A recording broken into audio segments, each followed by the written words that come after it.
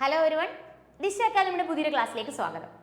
അപ്പോൾ നമ്മുടെ RRB NTPC എക്സാമിന് വേണ്ടിയിട്ട് സ്ട്രാറ്റജിക്ക് എന്ന് പറയുന്നൊരു പോർഷനിൽ നിന്ന് എക്സാമിന് ഉറപ്പായിട്ടും ചോദിക്കുന്ന കുറച്ച് ക്വസ്റ്റ്യൻസും അതുമായിട്ട് റിലേറ്റ് ചെയ്തിട്ടുള്ള ഫാക്റ്റുകളുമായിരിക്കും ഇന്നത്തെ ക്ലാസ്സിൽ നമ്മൾ ഡിസ്കസ് ചെയ്യുന്നുണ്ടാവുക.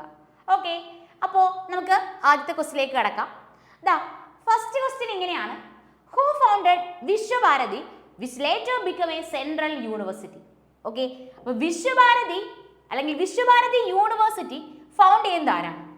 വിശ്വഭാരതി യൂണിവേഴ്സിറ്റി ഫൗണ്ട് ചെയ്ത ആരാണെന്ന് വെച്ചാൽ അതിന് ആൻസർ രവീന്ദ്രനാഥ ടാഗോർ ആണ്. ഓക്കെ, വിശ്വഭാരതി യൂണിവേഴ്സിറ്റി ഫൗണ്ട് ചെയ്യുന്ന ആരാണ്? രവീന്ദ്രനാഥ ടാഗോർ ആണ്. എക്സാമിന് ഡയറക്റ്റ്ലി ക്വസ്റ്റ്യൻ വന്നിട്ടുണ്ട്, വിശ്വഭാരതി യൂണിവേഴ്സിറ്റി രവീന്ദ്രനാഥ ടാഗോർ ഫൗണ്ട് ചെയ്യുന്ന വർഷം എന്നാണ് 1921 ഓക്കെ, അപ്പോൾ വിശ്വഭാരതി യൂണിവേഴ്സിറ്റി ഫൗണ്ട് ചെയ്യുന്ന ആരാണ്? രവീന്ദ്രനാഥ ടാഗോർ ആണ്.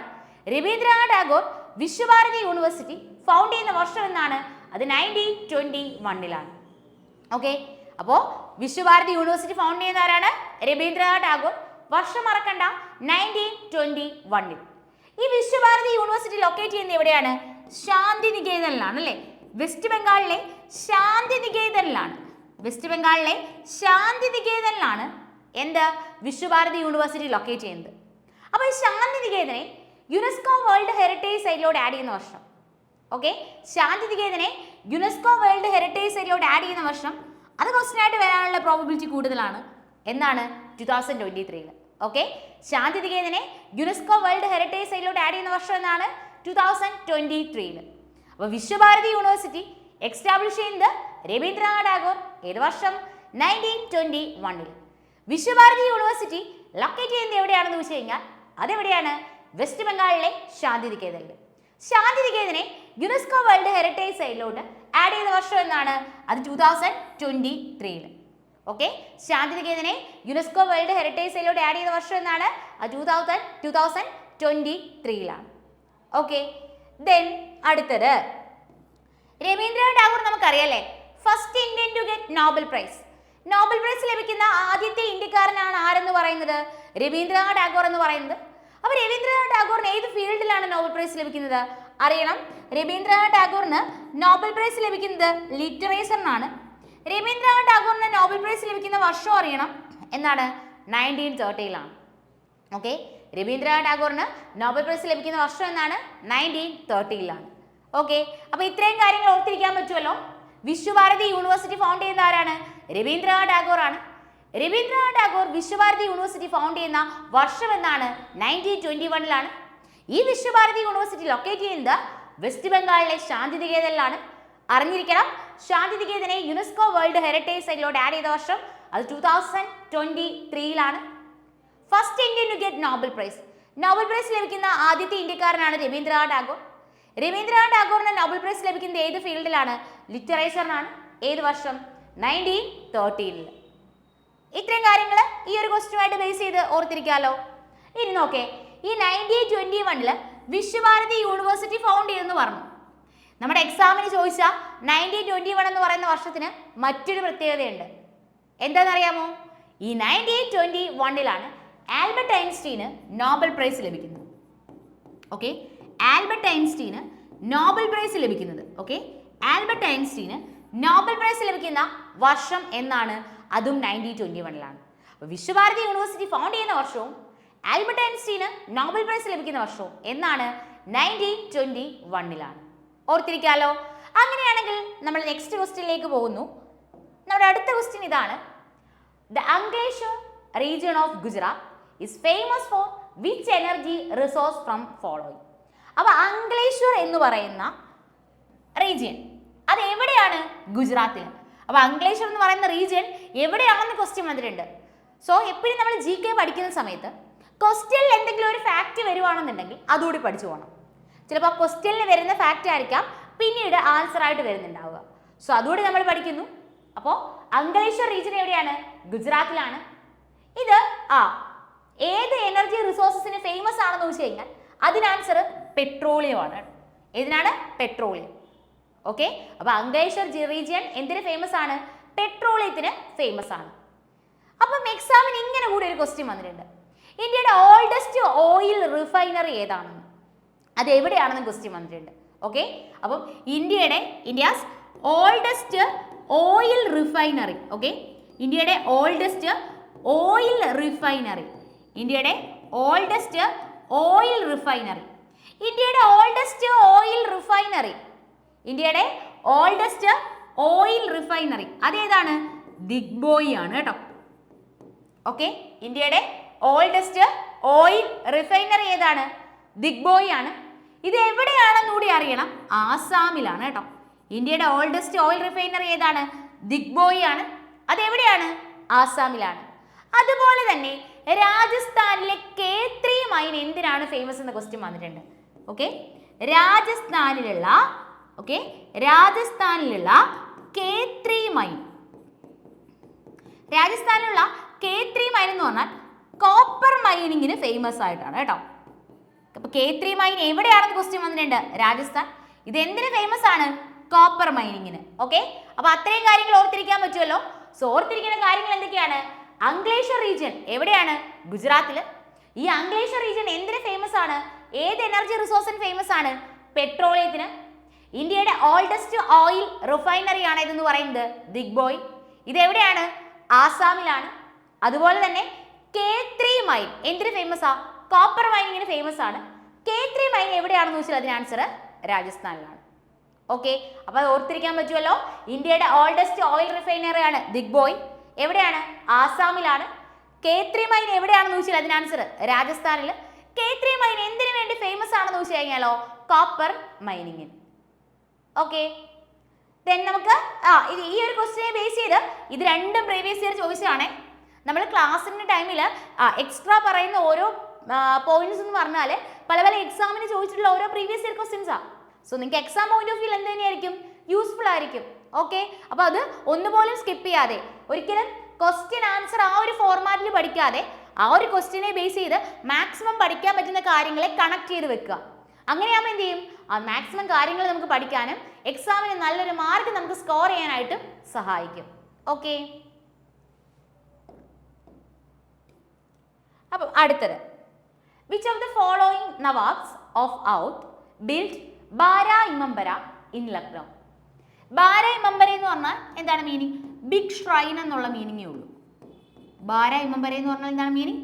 Big shrine. അപ്പോൾ എക്സാമിന് ഡയറക്റ്റ്ലി ഞാൻ തൊട്ട് മുന്നത്തെ ക്വസ്റ്റ്യൻ പറയുമ്പോൾ നിങ്ങൾക്ക് പറഞ്ഞു തന്നു അല്ലേ, ക്വസ്റ്റ്യനിലുള്ള ഫാക്ടൂടെ പഠിച്ചു വെക്കണമെന്ന്. ഇവിടെ ഡയറക്റ്റ്ലി ഇങ്ങനെ കൂടി ക്വസ്റ്റ്യൻ വന്നിട്ടുണ്ട്. ബാര ഇമംബര ലൊക്കേറ്റ് ചെയ്യുന്നത് എവിടെയാണെന്ന് എക്സാമിന് ക്വസ്റ്റ്യൻ ആയിട്ട് വന്നിട്ടുണ്ട്. ഓക്കെ, ബാര ഇമംബര എന്ന് പറഞ്ഞാൽ എന്താണ്? ബിഗ് ഷ്രൈൻ ആണ്. ഇത് ലൊക്കേറ്റ് ചെയ്യുന്നത് എവിടെയാണ്? ലക്നൌവില്. ഈ ലക്നൌവുമായിട്ട് റിലേറ്റ് ചെയ്തൊരു പെയിന്റിങ് ഞാൻ പ്രീവിയസ് ഇയർ ക്ലാസ്സുകളിൽ മുന്നേ ഉള്ള ക്ലാസ്സുകളിൽ പറഞ്ഞു തന്നിട്ടുണ്ടായിരുന്നു. പ്രീവിയസ് ക്ലാസ്സിൽ പറഞ്ഞു തന്നിട്ടുണ്ടായിരുന്നു.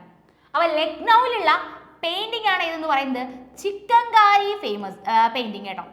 ചിക്കൻകാരി പെയിന്റിങ്ങിന് ഫേമസ് ആയിട്ടുള്ള സ്ഥലം. ഓക്കെ, ചിക്കൻകാരി പെയിന്റിങ്ങിന് ഫേമസ് ആയിട്ടുള്ള സ്ഥലമാണ് ഇത് ലക്നൗ എന്ന് പറയുന്നത്. അപ്പോൾ ഈ ബാര ഇമംബര ലൊക്കേറ്റ് ചെയ്യുന്നത് എവിടെയാണ്? ലക്നൌവിലാണ്. ബാര ഇമംബര എന്ന് പറഞ്ഞാൽ എന്താണ്? അത് ബിഗ് ഷ്രൈൻ എന്നാണ് മീനിങ്. ഓക്കെ, ബാര ഇമംബര എന്ന് പറഞ്ഞാൽ എന്താണ് മീനിങ്? ബിഗ് ഷ്രൈൻ എന്നാണ് മീനിങ്. ഈ ബാര ഇമംബര ലൊക്കേറ്റ് ചെയ്യുന്നത് എവിടെയാണ്? ലക്നൌവിലാണ്. ഇത് ബിൽഡ് ചെയ്യുന്ന ആളാരാണെന്ന് ചോദിച്ചാൽ അതിന് ആൻസർ അസാഫ് ഉദ്ദൗളയാണ്. ഓക്കെ, അപ്പോൾ ബാര ഇമംബര ബിൽഡ് ചെയ്യുന്ന ആരാണ്? അസാഫ് ഉദ്ദൗളയാണ്. ഓക്കെ, ബാര ഇമംബര ലൊക്കേറ്റ് ചെയ്യുന്നത് എവിടെയാണ്? ലക്നൌവിലാണ്. ഈ ബാര ഇമംബര ബിൽഡ് ചെയ്യുന്ന ആരാണ്? Asaph ഉദ്ദൗളയാണ്. ഓർത്തിരിക്കാലോ, Bara ഇമംബര big shrine locate ചെയ്യുന്നത് എവിടെയാണ്? ലക്നൌവിലാണ്. അത് ബിൽഡ് ചെയ്യുന്ന ആരാണ്? അസാഫ് ഉദ്ദൗളയാണ്. ഓർക്കുക, ലക്നൗ എന്ന് പറയുന്ന പ്ലേസ് കേൾക്കുമ്പോഴേ ഓർക്കുക, ക്വസ്റ്റ്യൻ വന്നിട്ടുണ്ട്. ചിക്കൻകാരി പെയിന്റിങ്ങിന് ഫേമസ് ആയിട്ടുള്ള പ്ലേസ് ആണ് ഏതെന്ന് പറയുന്നത്? ലക്നൗ എന്ന് പറയുന്നത്. ക്ലിയർ ആണല്ലോ? ഓക്കെ, അപ്പം ഈ ഒരു ക്വസ്റ്റ്യനെ ബേസ് ചെയ്ത് 3 ഫാക്റ്റുകളെ പറഞ്ഞുള്ളൂ. ബാര ഇമംബര ലൊക്കേറ്റ് ചെയ്യുന്നത് ലക്നൌവിലാണെന്നും ബാര ഇമംബര ബിൽഡ് ചെയ്യുന്നത് അസാഫ് ഉദ്ദൗളയാണെന്നും ബാര ഇമംബര ലക്നൌവിലാണെന്ന് പറഞ്ഞു. അങ്ങനെയാണെങ്കിൽ ലക്നൗ എന്ന് കേൾക്കുമ്പോൾ ഓർമ്മ വരേണ്ടത് ചിക്കൻകാരി പെയിന്റിങ്ങിന് ഫേമസ് ആയിട്ടുള്ള പ്ലേസ് ഏതാണ്? ലക്നൗ ആണ്. ഓർത്തിരിക്കാലോ?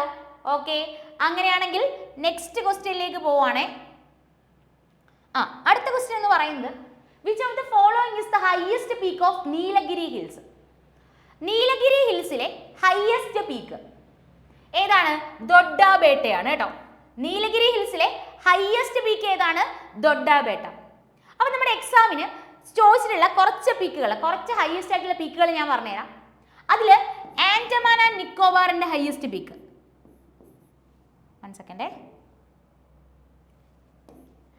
Andaman and Nicobar. Okay, Andaman and നിക്കോബാറിന്റെ ഹയസ്റ്റ് പീക്ക്, ആൻഡമാൻ ആൻഡ് നിക്കോബാറിന്റെ ഹയസ്റ്റ് പീക്കാണ് ഏതെന്ന് പറയുന്നത്? സാഡിൽ പീക്ക് എന്ന് പറയുന്നത്. ഏതെന്ന് പറയുന്നത്? സാഡിൽ പീക്ക് എന്ന് പറയുന്നത്. ഇനി കൽസുബായി എന്ന് പറയുന്നത് ഏത് സ്റ്റേറ്റിന്റെ ഹയസ്റ്റ് പീക്കാണ്? കൽസുബായി. കൽസുബായി എന്ന് പറയുന്നത് മഹാരാഷ്ട്രയുടെ ഹയസ്റ്റ് പീക്കാണ്. ഓക്കെ, മഹാരാഷ്ട്രയുടെ ഹയസ്റ്റ് പീക്കാണ് ഏതെന്ന് പറയുന്നത്? കൽസുബായി എന്ന് പറയുന്നത്. അതുപോലെ ശരമാട്ടി എന്നുള്ളത്, ശരമാട്ടി എന്നുള്ളത് എക്സാമിന് ക്വസ്റ്റ്യൻ ആയിട്ട് വന്നിട്ടുണ്ട്. നാഗാലാൻഡിന്റെ ഹയസ്റ്റ് പീക്കാണ്. ഓക്കെ, നാഗാലാൻഡിന്റെ ഹയസ്റ്റ് പീക്കാണ് എന്ത്? ശരമാട്ടി എന്നുള്ളത്. ദെൻ അതുപോലെ തന്നെ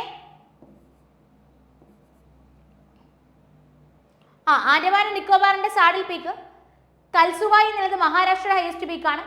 ശരമാട്ടി എന്നുള്ളതോ നാഗാലാൻഡിന്റെ ഹയസ്റ്റ് പീക്ക്. നീലഗിരി ഹിൽസിലെ ഹയസ്റ്റ് പീക്കാണ് എന്ന് പറയുന്നത് ദൊഡ്ഡാബേട്ട എന്ന് പറയുന്നത്.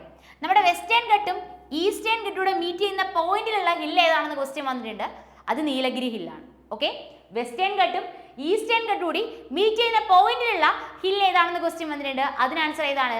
നീലഗിരി ഹില്ലാണ്. ഓക്കെ, അപ്പം ഇത് മൂന്നും തൽക്കാലം ഇത് മൂന്നും ഇതിന്റെ കൂട്ടത്തിൽ ഓർത്തിരിക്കുക. ആൻഡമാൻ ആൻഡ് നിക്കോബറിലെ ഹയസ്റ്റ് പീക്ക് വെച്ച് കഴിഞ്ഞാൽ സാഡിൽ പീക്ക്. കൽസുബായി എന്ന് പറയുമ്പോൾ മഹാരാഷ്ട്രയിലെ ഹയസ്റ്റ് പീക്കാണ്. ദെൻ നാഗാലാൻഡിലെ ഹയസ്റ്റ് പീക്കാണ് എന്ന് പറയുന്നത് ശരമാട്ടി എന്ന് പറയുന്നത്. ഓക്കെ, ശരമാട്ടി എന്ന് പറയുമ്പോൾ നാഗാലാൻഡിലെ ഹയസ്റ്റ് പീക്ക്. നെക്സ്റ്റ് ക്വസ്റ്റ്യനിലേക്ക് പോവാം നമുക്ക്.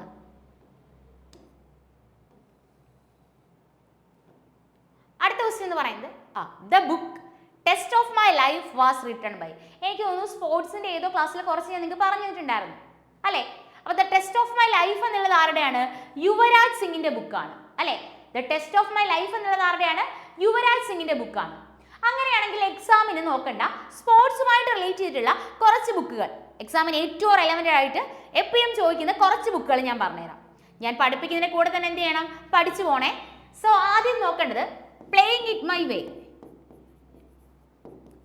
Playing it my way. Playing it my way എന്നുള്ളത് ആരുടെയാണ്? സച്ചിൻ ടെണ്ടുൽക്കറിന്റെയാണ് കേട്ടോ.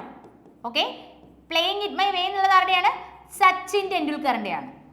പ്ലേയിങ് ഇറ്റ് മൈ വേ ആരുടെയാണ്? സച്ചിൻ ടെണ്ടുൽക്കറിന്റെയാണ്. ദെൻ പ്ലേയിങ് ടു വിന്നോ? പ്ലേയിങ് ഇറ്റ് മൈ വേ എന്ന് പറയുന്നത് സച്ചിൻ ടെണ്ടുൽക്കറിന്റെയാണ്. പ്ലേയിങ് ടു വിൻ എന്നുള്ളതോ സൈന നെഹ്വാൾ.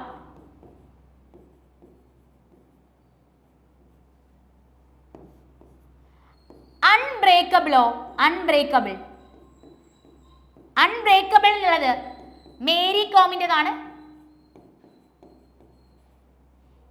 ഏസ് അഗെയിൻസ്റ്റ് ഓഡ്സോ? Ace against odds. Ace against odds എന്നുള്ളത് Sania Mirza. The race of my life എന്നുള്ളതോ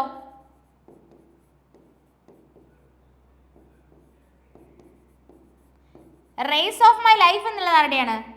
റേസ് ഓഫ് മൈ ലൈഫ് എന്നുള്ളത് Milkha Singh.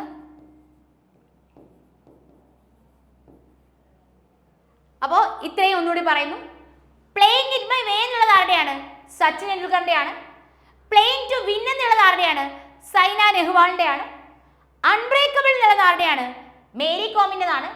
Ace against odds എന്നുള്ളത് ആരുടെയാണ്? സാനിയ മിർസയുടെയാണ്. റേസ് ഓഫ് മൈ ലൈഫ് എന്നുള്ളത് ആരുടെയാണ്? മിൽഖ സിംഗ്. ഇനിയും ഉണ്ട്.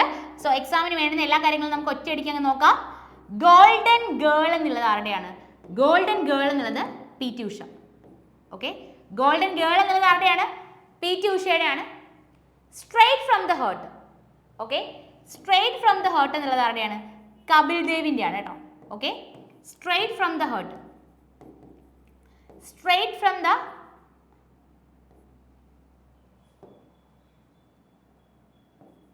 സ്ട്രേറ്റ് ഫ്രം ദ ഹേർട്ട് എന്നുള്ളത് ആരുടെയാണ്? സ്ട്രേറ്റ് ഫ്രം ദ ഹേർട്ട് എന്നുള്ളത് കപിൽ ദേവിൻ്റെയാണ്.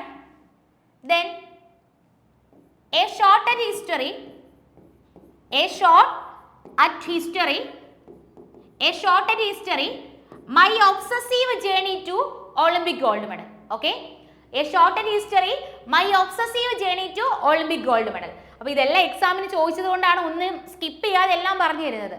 ഓക്കെ, അപ്പോൾ a short and history, my obsessive, a short and history, my obsessive journey to, a short and history, my obsessive journey to Olympic gold medal. Okay, a short and history, my obsessive journey to Olympic gold medal. ഇതാരുടെയാണ്? Olympic gold medal എന്ന് കേട്ടപ്പോഴേ മനസ്സിലായിട്ടുണ്ടാവും അല്ലേ? Abhinav Bindra. A short and history, my obsessive journey to Olympic gold medal. ആരുടെയാണ്? അഭിനവ് ബിന്ദ്ര. അപ്പോൾ ഇത്രയും കാര്യങ്ങൾ നമുക്ക് പഠിക്കണം. ഇപ്പം നിങ്ങൾക്ക് ഒന്നും പ്രോപ്പർലി ഓർമ്മയുണ്ടാവില്ല എന്ന് എനിക്കറിയാം. സോ ക്ലിയർലി ഞാൻ ഒന്നുകൂടി പറഞ്ഞുതരാം.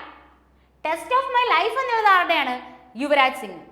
പ്ലേയിങ് ഇറ്റ് മൈ വേ ആണെങ്കിൽ Sachin Tendulkar. Playing to win ആണെങ്കിൽ സൈന നെഹ്വാൾ. അൺബ്രേക്കബിൾ ആണെങ്കിൽ Mary Kom. Ace against odds ആണെങ്കിൽ Sania Mirza. Race of my life ആണെങ്കിൽ ആരാണ്? മിൽഖ സിംഗ് ആണ്. A short and history, my obsessive journey to Olympic medal Abhinav Bindra. Golden girl ആണെങ്കിൽ PT Usha. Straight from the heart ആരുടെയാണ്? Kapil Dev. Okay, ഒറ്റ തവണയോട് ഞാൻ പറഞ്ഞുതരാം. ഇത്തവണയോട് പറയുമ്പോൾ ക്ലിയർ ആയിട്ടുണ്ടാവണം. ഓപ്ഷൻസ് കണ്ടാൽ എക്സാമിന് ഉറപ്പായിട്ട് നമുക്ക് ചെയ്യാനായിട്ട് പറ്റണം. പ്ലേയിങ് ഇറ്റ് മൈ വേ എന്നുള്ളത് Sachin Tendulkar. Playing to win എന്നുള്ളത് സൈന നെഹ്വാൾ. അൺബ്രേക്കബിൾ എന്നുള്ളത് Mary Kom. The race of my life എന്നുള്ളത് Milkha Singh. Ace against odds എന്നുള്ളത് Sania Mirza. A short and history, my obsessive journey to Olympic gold medal Abhinav Bindra. Golden girl എന്നുള്ളത് PT Usha. Then straight from the heart എന്നുള്ളതോ Kapil Dev. Okay ആണല്ലോ? അപ്പോൾ ഇത്രയും കാര്യങ്ങൾ എന്ത് ചെയ്യുക? അതിൽ നോട്ട് ഞാൻ പഠിപ്പിക്കുന്നതിന് കൂടെ തന്നെ പ്രിപ്പയർ ചെയ്യുന്ന അങ്ങനെ നോട്ട് എഴുതി പോവാം. ഇല്ലെങ്കിൽ ഇതിൻ്റെ എന്ത് ചെയ്യുക? ഒന്ന് സ്ക്രീൻഷോട്ട് എടുത്തേക്കുക. ടൈമുള്ള ടൈമിൽ എന്ത് ചെയ്യുക? നിങ്ങൾക്ക് ടൈം കിട്ടുന്ന ടൈമിൽ ജസ്റ്റ് റിവൈസ് ചെയ്തേക്കുക. വീണ്ടും ഞാൻ പറയുന്നു, കൃത്യമായിട്ട് നമ്മൾ റിവിഷൻ ചെയ്താൽ മാത്രമേ, പ്രോപ്പർലി നമ്മൾ റിവിഷൻ ചെയ്താൽ മാത്രമേ എക്സാം പോയിന്റ് ഓഫ് വ്യൂവിൽ നമുക്ക് എന്ത് ചെയ്യൂ? ഓർമ്മയുണ്ടാവും. കൃത്യമായ റിവിഷൻ ചെയ്ത് കഴിഞ്ഞാൽ നമ്മൾ പഠിക്കുന്ന GK പ്രോപ്പർലി നമുക്ക് ഓർത്തെടുക്കാനായിട്ട് പറ്റും. ഓക്കെ, അപ്പോൾ അടുത്ത ക്വസ്റ്റ്യനിലേക്ക് പോവാം. അടുത്ത ക്വസ്റ്റ്യൻ ഇങ്ങനെയാണ്. Who wrote the famous book ignited minds? ഇല്ലേ, ഇഗ്നൈറ്റഡ് മൈൻഡ്സ് എന്ന് പറയുന്ന ബുക്ക് ആരുടെയാണ്? അത് APJ അബ്ദുൽ കലാമിൻ്റെയാണ്. ഓക്കെ, ഇഗ്നൈറ്റഡ് മൈൻഡ്സ് എന്നുള്ള ബുക്ക് ആരുടെയാണ്? അത് APJ അബ്ദുൽ കലാമിൻ്റെ ബുക്കാണ് ഇഗ്നൈറ്റഡ് മൈൻഡ്സ് എന്നുള്ളത്. ഓക്കെ, അതുപോലെ തന്നെ APJ അബ്ദുൽ കലാമിൻ്റെ കുറച്ച് ബുക്കുകൾ നോക്കാനുണ്ട്. Guiding souls. Okay, guiding souls എന്ന് പറയുന്ന ബുക്ക്. അതുപോലെ ഓർക്കേണ്ടത് ഇന്ത്യ 2020 എന്ന് പറയുന്ന ബുക്ക്. ഓക്കെ, ഗൈഡിങ് സോൾസ് എന്ന് പറയുന്ന ബുക്ക്, ഇന്ത്യ 2020 എന്ന് പറയുന്ന ബുക്ക്. അതുപോലെ തന്നെ ഇൻഡോമിറ്റബിൾ സ്പിരിറ്റ്. ഓക്കെ, അടുത്തതാണ് ഇൻഡോമിറ്റബിൾ സ്പിരിറ്റ്. Indomitable spirit. അപ്പോൾ ഗൈഡിങ് സോൾസ് എന്ന് പറയുന്ന ബുക്ക്, ഓക്കെ, ഗൈഡിങ് സോൾസ് എന്ന് പറയുന്ന ബുക്ക്, ഇന്ത്യ 2020 എന്ന് പറയുന്ന ബുക്ക്, ഇൻഡോമിറ്റബിൾ സ്പിരിറ്റ് എന്ന് പറയുന്ന ബുക്ക്. ദെൻ അതുപോലെ തന്നെ my journey transforming dreams into action. Okay, my journey transforming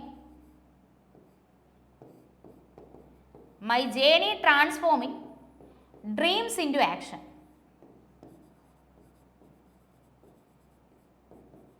my journey transforming dreams into action. Okay, അപ്പോൾ ഗൈഡിങ് സോൾസ് എന്ന് പറയുന്ന ബുക്ക്, ഇന്ത്യ 2020 എന്ന് പറയുന്ന book, indomitable spirit, my journey transforming dreams into action എന്ന് പറയുന്ന book, wings of fire എന്ന് പറയുന്ന book, wings of fire എന്ന് പറയുന്ന ബുക്ക്. ഇതെല്ലാം ആരുടെയാണ്? APJ അബ്ദുൽ കലാമിൻ്റെതാണ്. അപ്പോൾ ignited minds, wings of fire, guiding souls, India 2020, indomitable spirit, my journey transforming dreams into action. എല്ലാം എക്സാമിന് ചോദിച്ചിട്ടുള്ളതാണ്. സോ പഠിച്ചോളുക. APJ അബ്ദുൽ കലാം നോട്ട് ചെയ്ത് വെച്ചിരിക്കുക. Ignited minds, guiding souls, India 2020, indomitable spirit, my journey transforming dreams into action. അതുപോലെ wings of fire ആരുടെയാണ്? APJ Abdul കലാമിൻ്റെതാണ്. Okay, next നമ്മൾ നോക്കേണ്ട ക്വസ്റ്റ്യൻ എന്ന് പറയുന്നത് which of the following books is not authored by അമർത്യ സെൻ? ഇതിൽ അമർത്യ സെൻ എഴുതാത്ത ബുക്ക് ഏതാണ്? Poverty of India എന്ന് പറയുന്ന ബുക്കാണ് കേട്ടോ. ഏതാണ്? പോവർട്ടി ഓഫ് ഇന്ത്യ എന്ന് പറയുന്ന ബുക്കാണ്. ഈ പോവർട്ടി ഓഫ് ഇന്ത്യ എന്ന് പറയുന്ന ആരുടെ ബുക്കാണ്? അത് Dadabhai Naoroji. Okay, poverty of India എന്ന് പറയുന്ന ബുക്ക് ആരുടേതാണ്? Dadabhai Naoroji. Okay, poverty of India എന്ന് പറയുന്ന ബുക്ക് ആരുടെയാണ്? ദാദാബായ് നവറോജിയുടേതാണ്. ബാക്കി എല്ലാ ബുക്കുകളും, അതായത് പോവർട്ടി ആൻഡ് ഫെമൈൻസ് എന്ന് പറയുന്ന ബുക്ക്, ഓൺ എക്കണോമിക് ഇനിക്വാളിറ്റി എന്ന് പറയുന്ന book, resources values and development എന്ന് പറയുന്ന ബുക്ക് ആരുടെയാണ്? അമർത്യ സെൻ.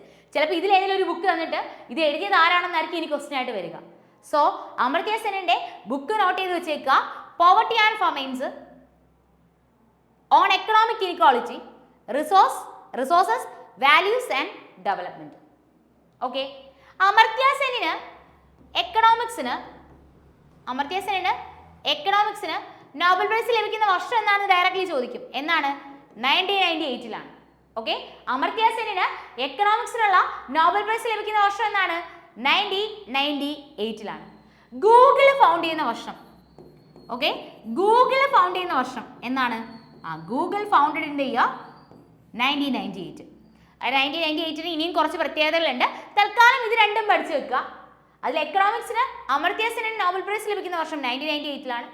ഗൂഗിൾ ഫൗണ്ട് ചെയ്യുന്ന വർഷം എന്നാണ്? 1998-ലാണ്. ഓക്കെ ആണല്ലോ. അപ്പോൾ അടുത്ത ക്വസ്റ്റിലേക്ക് പോവാമേ. അടുത്ത ക്വസ്റ്റ്യൻ ഇതാണ്.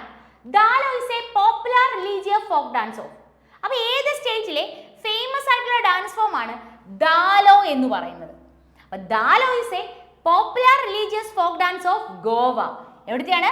ഗോവയിലെ ഫേമസ് ആയിട്ടുള്ള ഡാൻസ് ആണ് ഏതെന്ന് പറയുന്നത്? ദാലോ എന്ന് പറയുന്നത്. കൂടാതെ ഓർക്കേണ്ടത്, ഞാൻ ഈ പറയുന്ന ഡാൻസ് ഫോം എല്ലാം എക്സാം പോയിന്റ് ഓഫ് വ്യൂവിൽ ഇമ്പോർട്ടൻ്റ് ആയിട്ടുള്ളതാണ്. ഫുഗ്ദി ഡാൻസ് ഫോം, അതുപോലെ കുൻബി ഡാൻസ് ഫോം. രണ്ടും ഒരുമിച്ച് ഓർക്കാലോ.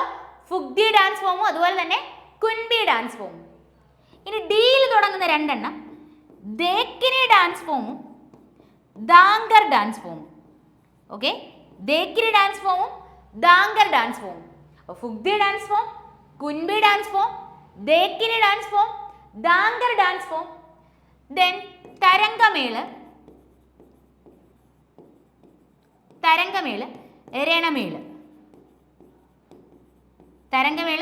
രണമേള്. അപ്പോൾ Fugdi dance form, Kunbi dance form, Dekhni dance form, Dhangar. Okay, Fugdi dance form, Kunbi dance form, Dekhni, Dhangar, Tarangamel, അതുപോലെ തന്നെ രണമേള്. ഓക്കെ, ഏതൊക്കെയാണ്? Fugdi dance form, Kunbi dance form, Dekhni dance form, Dhangar dance form, Tarangamel, അതുപോലെ തന്നെ രണമേള്. ഒന്നുകൂടി എക്സാമിന് ചോദിച്ചിട്ടുണ്ട്. ഗോഡെ മൊഡിനി ഡാൻസ്. ഓക്കെ, സ്കിപ്പ് ചെയ്യാനായിട്ട് പറ്റൂല, പഠിക്കണേ. ഗോഡെ മൊഡിനി ഡാൻസ് നമുക്കറിയാം. റീസെന്റ് എക്സാമിന് ആർട്സ് ആൻഡ് കൾച്ചറിന്റെ ഇമ്പോർട്ടൻസ് ഞാൻ പറയാതെ തന്നെ നിങ്ങൾക്ക് അറിയാം. നല്ല രീതിയിൽ ഈ ഏരിയയിൽ നിന്ന് ക്വസ്റ്റ്യൻസ് വരുന്നുണ്ട്. അപ്പോൾ ഇതെല്ലാം പ്രീവിയസ് ഇയർ ചോദിച്ചിട്ടുള്ളതാണ്. അതുകൊണ്ട് തന്നെ ഒന്നിനെയും സ്കിപ്പ് ചെയ്തിട്ട് പറഞ്ഞു തരാൻ പറ്റുന്നില്ല. ഇതെല്ലാം പഠിച്ചോളുക. ഫുഗ്ദി ഡാൻസ്, കുൻബി ഡാൻസ്, ദേക്കിനി, ദാങ്കർ. അപ്പോൾ ഫുഗ്ദി, കുൻബി ഒരുമിച്ച് ഓർത്തോ. ഏതൊക്കെയാ? ഫുഗ്ദി ഡാൻസും കുൻബി ഡാൻസും ഒരുമിച്ച് ഓർത്തോളുക. ദേക്കിനി ഡാൻസ്, ദാങ്കർ ഡാൻസ്, തരംഗമേള്, രണമേള്, ഗോഡെ മൊഡിനി ഡാൻസ്. അപ്പോൾ Fugdi dance, Kunbi dance, ദേക്കിനി, Dhangar, തരംഗമേള്, രണമേള്, ഗോഡെ മൊഡിനി dance. എവിടെയാണ്? ഗോവയിലാണ്. ഓക്കെ, നെക്സ്റ്റ് ക്വസ്റ്റ്യൻ നോക്കാം നമുക്ക്. ഇങ്ങനെ ഡാൻസ് ഫോംസ് വന്നിട്ട് അല്ലെങ്കിൽ ഫെസ്റ്റിവൽസ് വന്നിട്ട് രണ്ടും കൂടി മാച്ച് ആക്കാൻ ചോദിക്കും. ഇതിൽ ബിഹു എവിടെയാണ്? ബിഹു ആസാമാണ്. ഗർബ എവിടെയാണ്? ഗർബ ഗുജറാത്താണ്. തമാശ എവിടെയാണ്? തമാരശ മഹാരാഷ്ട്രയിലാണ്. നൗട്ടാങ്കി എവിടെയാണ്? നൗട്ടാങ്കി ഉത്തർപ്രദേശ്. അപ്പോൾ പി എന്താണ് വരുന്നത്? ആസാം. ബിഹു എവിടെയാണ്? ആസാമിൽ. സോ രണ്ട് ഓപ്ഷൻസ് നിൽക്കുന്നുണ്ട്. ഗർബ ഗുജറാത്തിൽ. വീണ്ടും ആ രണ്ട് ഓപ്ഷൻസ് നമ്മൾ ഇതിനെ എലിമിനേറ്റ് ചെയ്തു, ഇതിനെ എലിമിനേറ്റ് ചെയ്തു. ദെൻ തമാശ മഹാരാഷ്ട്ര. സോ ആൻസർ എന്താണ്? ഇതാണ് പ്രോപ്പറായിട്ട് ആൻസർ ആയിട്ട് വരിക. ഓക്കെ, ഇങ്ങനെ മാച്ച് ദ ഫോളോയിങ് ഒക്കെ വരുന്ന ക്വസ്റ്റ്യൻസ് അതേപോലെ പഠിച്ചു വെച്ചേക്കാം. പിന്നീട് ഡയറക്റ്റ് ആയിട്ടും ക്വസ്റ്റ്യൻ ആയിട്ട് വരും. ഓക്കെ, അപ്പോൾ ബിഹു എവിടെയാണ്? ആസാമിൽ.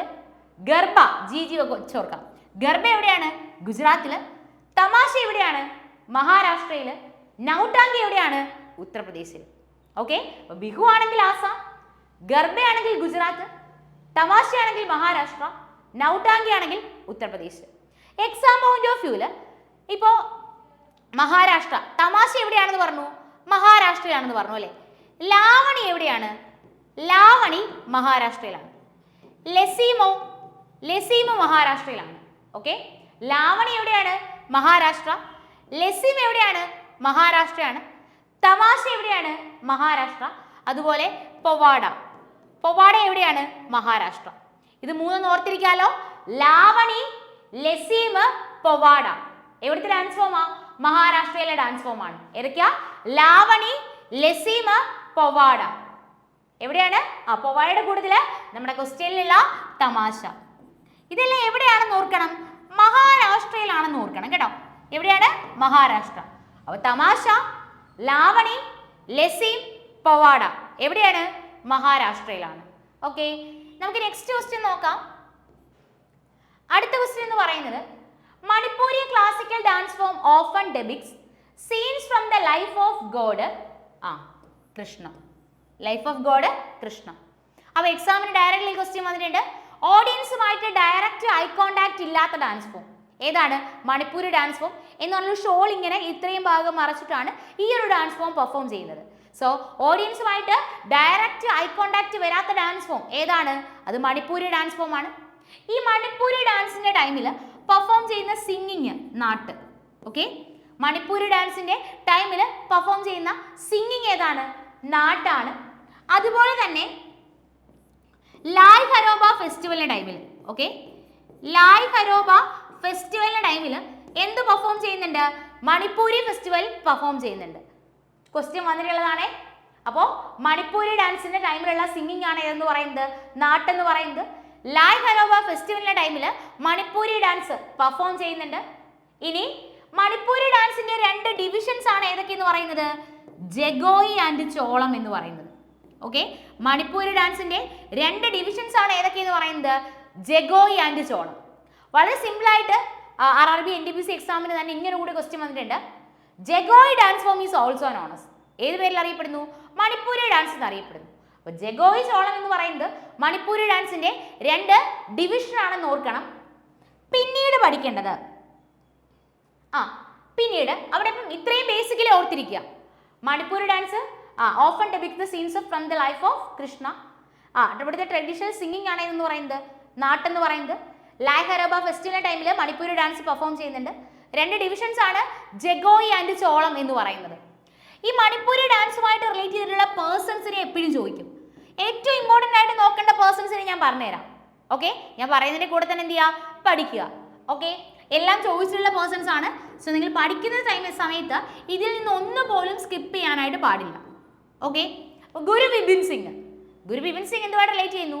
മണിപ്പൂരി ഡാൻസുമായിട്ട് റിലേറ്റ് ചെയ്യുന്നു. അടുത്തത് ഗുരു രാജ്കുമാർ സിംഗജിത് സിംഗ്. ഗുരു വിപിൻ സിംഗ്, ഗുരു രാജ്കുമാർ സിംഗജിത് സിംഗ്. ഓക്കെ, ഗുരു വിപിൻ സിംഗ്, ഗുരു രാജ്കുമാർ സിംഗജിത് സിംഗ്. ഗുരു വിപിൻ സിംഗ്, ഗുരു രാജ്കുമാർ സിംഗജിത് സിംഗ്, ഗുരു നീലേശ്വർ മുഖർജി. ഓക്കെ, ഗുരു നീലേശ്വർ മുഖർജി. അപ്പോൾ ഗുരു വിപിൻ സിംഗ്, ഗുരു രാജ്കുമാർ സിംഗജിത് സിംഗ്, ഗുരു നീലേശ്വർ മുഖർജി. അടുത്തത് ഓർക്കേണ്ടത് ബിംബാവതി ദേവി. ഓക്കെ, ബിംബാവതി ദേവി. അപ്പോൾ ഗുരു വിപിൻ സിംഗ്, ഗുരു രാജ്കുമാർ സിംഗജിത് സിംഗ്, ഗുരു നീലേശ്വർ മുഖർജി, ബിംബാവതി ദേവി, അകം ലക്ഷ്മി ദേവി. ബിംബാവതി ദേവി, അകം ലക്ഷ്മി ദേവി. അതുപോലെ തന്നെ ജാവേരി സിസ്റ്റേഴ്സ്.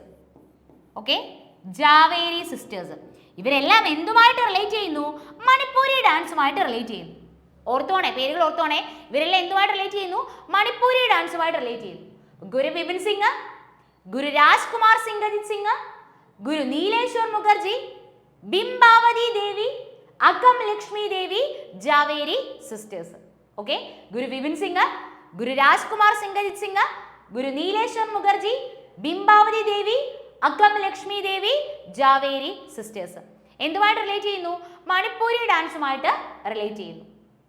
ഓക്കെ ആണല്ലോ? പേരുകൾ ഒറ്റ തവണ പറഞ്ഞുതരാം, ഓർക്കണേ.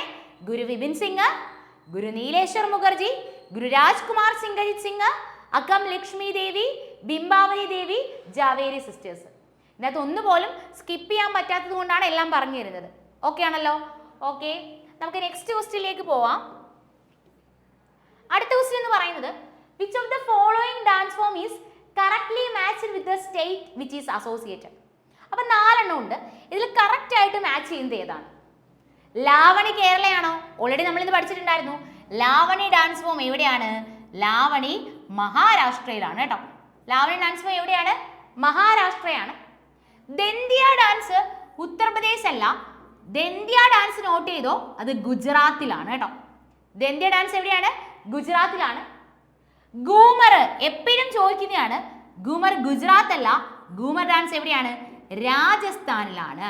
സോ ഇവിടെ കറക്റ്റ് ആയിട്ടുള്ള പേര് ഏതാണ്? ഗൗർ, ഛത്തീസ്ഗഡ്. മാത്രമല്ല ഇങ്ങനെ തവണ ക്വസ്റ്റ്യൻസ് വരുന്ന സമയത്ത് ഈ ഓപ്ഷനിൽ വരുന്നതെല്ലാം പിന്നീട് ക്വസ്റ്റ്യൻസ് ആയിട്ട് വന്ന് കാണുന്നുണ്ട്.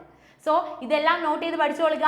ലാവണി മഹാരാഷ്ട്രയിലാണ്, ദന്ത്യ ഗുജറാത്തിലാണ്, ഗൂമർ എവിടെയാണ്? രാജസ്ഥാനിൽ. ഗൂമർ എവിടെയാണ്? രാജസ്ഥാനിലാണ്. ഗൗർ ഛത്തീസ്ഗഡില്. ഗൂമർ രാജസ്ഥാനിലാണെന്ന് പറഞ്ഞു. അതിന്റെ കൂട്ടത്തിൽ ഓർക്കുക, കൽബേലിയ ഡാൻസ് എവിടെയാണ്? രാജസ്ഥാനിലാണ്. ചാരി ഡാൻസ് എവിടെയാണ്? രാജസ്ഥാനിലാണ്. അതുപോലെ ചാക്രി ഡാൻസ് എവിടെയാണ്? രാജസ്ഥാനിൽ. അപ്പൊ ഇത് രണ്ടും ഒരുമിച്ച് ഓർക്കാം. ചാരിയും ചാക്രിയും എവിടെയാണ്? രാജസ്ഥാൻ. അപ്പോ കൽബേലിയ ഡാൻസ്, ഗൂമർ രാജസ്ഥാൻ, കൽബേലിയ ഡാൻസ് രാജസ്ഥാൻ, ചാരിയും ചാക്രിയും രാജസ്ഥാൻ. ഓക്കെ, ഗൂമർ രാജസ്ഥാൻ, കൽബേലി രാജസ്ഥാൻ, ചാരി ഡാൻസും ചാക്രി ഡാൻസും രാജസ്ഥാൻ. ഓക്കെ ആണല്ലോ? നെക്സ്റ്റ് ക്വസ്റ്റ്യൻ എന്ന് പറയുന്നത് which of the following pairs of folk dance form and the state not matched correctly? ഇവിടെ ഇപ്പൊ നിങ്ങൾക്ക് കഴിഞ്ഞ ക്വസ്റ്റ്യൻ ആൻസർ ചെയ്യാൻ പറ്റും. അത് മാത്രമല്ല, അതിന് മുന്നത്തെ ക്വസ്റ്റ്യൻ ഞാൻ പറഞ്ഞിരുന്നു ലെസ്സിം മഹാരാഷ്ട്രയാണ്, മഹാരാസ മണിപ്പൂരാണ്, നാട്ടി ഹിമാചൽ പ്രദേശ് ആണ്. കഴിഞ്ഞ ക്വസ്റ്റ്യൻ ഇത് നമുക്ക് കൃത്യമായിട്ട് ആൻസർ ചെയ്യാൻ പറ്റുന്നില്ലേ? ഗൂമർ എവിടെയാണ്? ഗൂമർ കേരളയല്ല, ഇത് തെറ്റാണ്. ഗൂമർ ഡാൻസ് ഫോം എവിടെയാണെന്ന് ഓർക്കുക? രാജസ്ഥാനില്. ഇപ്പൊ തന്നെ ക്വസ്റ്റ്യൻസിന്റെ ഒരു റെപ്പറ്റീഷൻ നിങ്ങൾക്ക് മനസ്സിലാവുന്നുണ്ടാവും. ക്വസ്റ്റ്യൻ എന്ത് ചെയ്യും? വീണ്ടും വീണ്ടും റിപ്പീറ്റ് ചെയ്ത് ചോദിക്കുകയും ചെയ്യും. നമുക്ക് അങ്ങനെ ചോദിക്കുന്നത് കൊണ്ട് തന്നെ നല്ല മാർക്ക് സ്കോർ ചെയ്യാനായിട്ട് പറ്റുകയും ചെയ്യും. ഓക്കെ, നമുക്ക് നെക്സ്റ്റ് ക്വസ്റ്റ്യൻ നോക്കാം.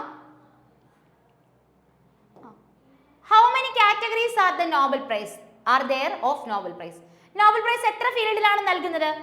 നമുക്ക് എല്ലാവർക്കും അറിയാവുന്ന ഒരു ക്വസ്റ്റ്യൻ ആണ്. 6 ഫീൽഡിൽ. അപ്പൊ ഏതൊക്കെ ഫീൽഡിൽ നോബൽ പ്രൈസ് നൽകുന്നുണ്ട്? ഫിസിക്സിലുണ്ട്, കെമിസ്ട്രിയിലുണ്ട്, മെഡിസിൻ അല്ലെങ്കിൽ ഫിസിയോളജി, അതുപോലെ തന്നെ ലിറ്ററേച്ചറിലുണ്ട്, പീസിനുണ്ട്, എക്കണോമിക്സ് ഇല്ലേ? കാരണം ചിലപ്പോൾ നമുക്ക് എക്സാമിൽ ഇരിക്കുമ്പോൾ ഏതെങ്കിലുമൊക്കെ ഒന്ന് അഥവാ മറന്നു പോയിട്ടുണ്ടെങ്കിൽ, ചിലപ്പോൾ നമ്മളിങ്ങനെ ഓർത്തെടുക്കുന്ന സമയത്ത് ഒന്ന് മറന്നു പോയിട്ടുണ്ടെങ്കിൽ അതിന് തൊട്ട് താഴെയുള്ള 5ഉം അത് കഴിഞ്ഞുള്ള 7 ഓപ്ഷനിലുണ്ട്. ഓക്കെ, അപ്പോൾ പ്രോപ്പർലി പഠിച്ചു വെച്ചോ. നോബൽ പ്രൈസ് എത്ര ഫീൽഡിൽ നൽകുന്നു? 6 ഫീൽഡിൽ. ഇതിൽ ഓർക്കേണ്ടത്, ഇതിൽ പീസിന് ഒഴിച്ച് ബാക്കി എല്ലാ ഫീൽഡിലും നോബൽ പ്രൈസ് നൽകുന്ന രാജ്യം സ്വീഡൻ ആണ് കേട്ടോ. പീസിന് ഒഴിച്ച് ബാക്കി എല്ലാ ഫീൽഡിലും നോബൽ പ്രൈസ് നൽകുന്ന രാജ്യം ഏതാണ്? സ്വീഡൻ ആണ്. പീസിന് നോബൽ പ്രൈസ് നൽകുന്ന രാജ്യം ഏതാണെന്ന് വെച്ച് കഴിഞ്ഞാൽ അതിന് ആൻസർ നോർവേ ആണ്. ഓക്കെ, പീസിന് നോബൽ പ്രൈസ് നൽകുന്ന രാജ്യം ഏതാണ്? നോർവേ ആണ്. പീസിന് ഒഴിച്ച് ബാക്കി എല്ലാ ഫീൽഡിലും നോബൽ പ്രൈസ് നൽകുന്ന രാജ്യം ഏതാണ്? സ്വീഡൻ ആണ്. ഓർക്കാലോ? അപ്പൊ നോബൽ പ്രൈസ് എത്ര ഫീൽഡിൽ നൽകുന്നു? 6 ഫീൽഡിൽ. Physics, chemistry, medicine or literature, peace, economics. Physics, chemistry, medicine or physiology, literature, peace, economics. 6 ഫീൽഡിൽ. ഇതിൽ പീസിനുള്ള നോബൽ പ്രൈസ് നൽകുന്ന രാജ്യം ഏതാണ്? നോർവേ ആണ്. ബാക്കി എല്ലാത്തിനും ഏത് രാജ്യമാണ് നോബൽ പ്രൈസ് നൽകുന്നത്? സ്വീഡൻ ആണ്. അതും ക്വസ്റ്റ്യൻ ആയിട്ട് വന്നിട്ടുണ്ട്, ഓർത്തിരുന്നോളുക. ഓക്കെ, നമ്മുടെ അടുത്ത ക്വസ്റ്റ്യൻ എന്ന് പറയുന്നത് ഇത് ഓൾറെഡി ഫസ്റ്റ് ക്വസ്റ്റ്യൻ്റെ കണക്റ്റഡ് ഫാക്റ്റ് ആയിട്ട് നമ്മൾ പറഞ്ഞായിരുന്നു. ഓക്കെ, അപ്പൊ രവീന്ദ്രനാഥ് ടാഗോർ അല്ലേ? രവീന്ദ്രനാഥ് ടാഗോറിന് നോബൽ പ്രൈസ് ലഭിക്കുന്നു. ഏത് ഫീൽഡിലാ? ലിറ്ററേച്ചറിൽ അല്ലേ? അപ്പൊ ഞാൻ എപ്പോഴും പറയുന്ന പോലെ ക്വസ്റ്റ്യനിലെ ഫാക്റ്റ് കൂടെ നോക്കി വെക്കണേ. അപ്പൊ രവീന്ദ്രനാഥ് ടാഗോറിന് ലിറ്ററേച്ചറിനുള്ള നോബൽ പ്രൈസ് ലഭിക്കുന്നത് ഏത് ബുക്കിനാണ്? അത് ഗീതാഞ്ജലിക്കാണ്. ഓക്കെ, രവീന്ദ്രനാഥ് ടാഗോറിന് ലിറ്ററേച്ചറിന് നോബൽ പ്രൈസ് ലഭിക്കുന്ന ഏത് ബുക്കിനാണ്? അത് ഗീതാഞ്ജലിക്കാണ്. ഓക്കെ, ദെൻ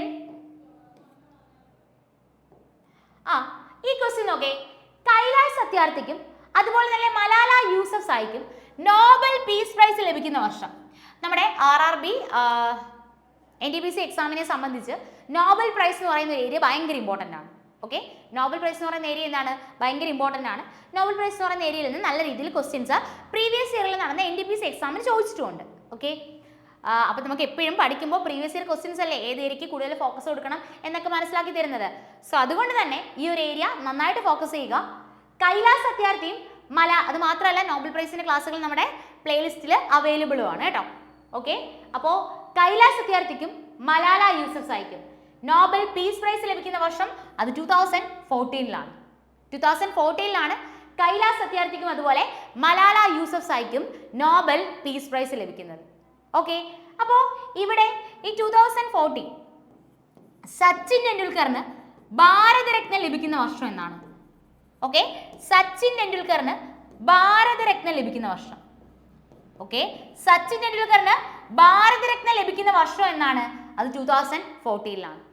അപ്പോൾ ഓർക്കാലോ, കൈലാഷ് സത്യാർത്ഥിക്കും മലാല യൂസഫ്സായിക്കും നോബൽ പീസ് പ്രൈസ് ലഭിക്കുന്ന വർഷം 2014ലാണ്. ഈ 2014ലാണ് സച്ചിൻ ടെണ്ടുൽക്കറിന് ഭാരതരത്ന ലഭിക്കുന്നത്. ഓക്കെ, അപ്പോൾ ഇന്നത്തെ ക്ലാസ്സിൽ നമ്മൾ കുറച്ച് ഡാൻസ് ഫോംസ് ഒക്കെ പറഞ്ഞിരുന്നു. അപ്പോൾ ആ ഡാൻസ് ഫോംസ് എല്ലാം നോക്കി ഞാൻ പറഞ്ഞതിൽ ഒന്നുപോലും സ്കിപ്പ് ചെയ്യാതെ ആ ഡാൻസ് ഫോംസ് എല്ലാം പഠിക്കുക. അതുപോലെ തന്നെ മണിപ്പൂരി ഡാൻസുമായിട്ട് റിലേറ്റ് ചെയ്ത് കുറച്ച് പേഴ്സൺസിൻ്റെ പേര് പറഞ്ഞു തന്നിട്ടുണ്ടായിരുന്നു, അവരെ എന്ത് ചെയ്യുക? കൃത്യമായിട്ട് പഠിക്കുക. ഓക്കെ, അങ്ങനെയാണെങ്കിൽ നമുക്ക് അടുത്തൊരു ക്ലാസ്സിൽ മീറ്റ് ചെയ്യാം. Thank you all and happy learning. Okay, by.